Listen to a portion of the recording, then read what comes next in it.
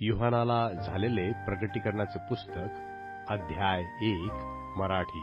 युहानाला झालेले प्रकटीकरण अध्याय 1. युहानाला झालेले प्रकटीकरण अध्याय 1. प्रस्तावना व सलाम. प्रस्तावना व सलाम.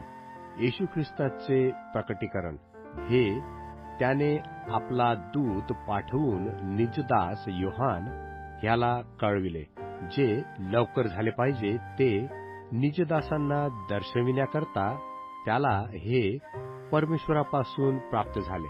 त्याने परमेश्वराचे वचन व येशू ख्रिस्ताविषयीची साक्ष म्हणजे जे जे पाहिले त्याविषयी साक्ष दिली. या संदेशाचे शब्द वाचून दाखविणारा, ते ऐकणारे व त्यात लिहिलेल्या गोष्टी पाळणारे हे धन्य, कारण समय जवळ आला आहे. आसियातील 7 मंडळ्यास योहानाकडून जो आहे, होता व येणार त्याचपासून, त्याच्या राजासनासमोर जे 7 आत्मे त्याचपासून, आणि विश्वासू साक्षी, मेलेल्यामधून प्रथम जन्मलेला व पृथ्वीवरील राजांचा अधिपती येशू ख्रिस्त याचपासून तुम्हास कृपा शांती ही असोत.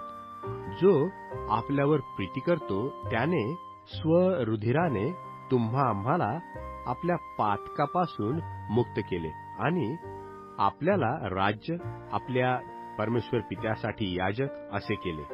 त्याला गौरव व पराक्रम हे युगानुयुग आहेत. आमेन. पहा, तो मेघासहित येतो.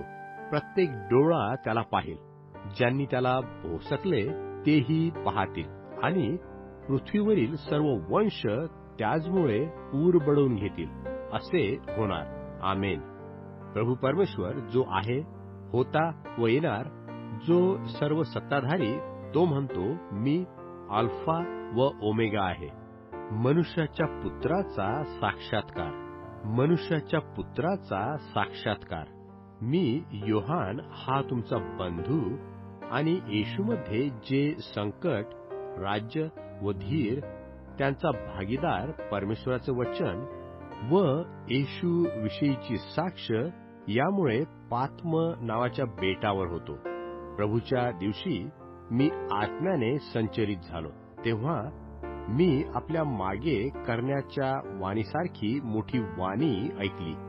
ती म्हणाली, जे तू पाहतोस ते पुस्तकात लिही, आणि ते इफिस, स्मुर्ना, पर्गम, थुवतीरा, सार्दिस, फिलडेल्फिया व लावदिकिया येथील 7 मंडळांकडे पाठीव. मजबरोबर बोलत असलेली वाणी कोणाची आहे हे पाहण्यास मी मागे वळलो.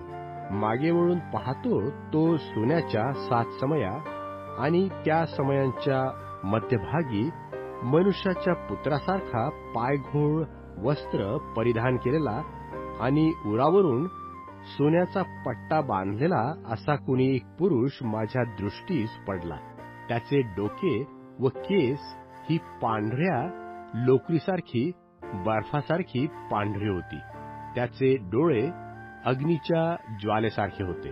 त्याचे पाय जणू काय भट्टीत असलेल्या जळजळीत सोन पितळेसारखे होते, आणि त्याची वाणी मोठमोठ्या जलप्रवाहाच्या ध्वनीसारखी होती.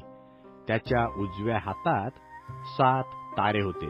त्याच्या मुखात पुढे असलेली तीक्ष्ण दुधारी तरवार होती, आणि त्याचे स्वरूप परमतेजाने प्रकाशणाऱ्या सूर्यासारखे होते.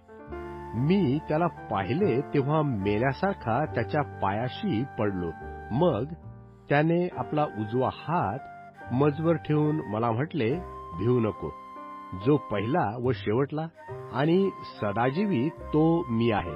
मी मेलो होतो, तरी पहा, युगानयुग जिवंत आहे, आणि मरणाच्या व अधोलोकाच्या किल्ल्या मज्जळ आहेत. यास्तव जे तू पाहिले जे आहे व यानंतर जे होणार ते लिहून ठेव.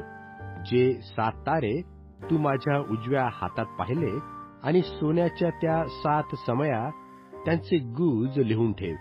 ते 7 तारे हे 7 मंडळाचे परमेश्वर दूत आहेत, आणि त्या 7 समया या 7 मंडळ्या आहेत.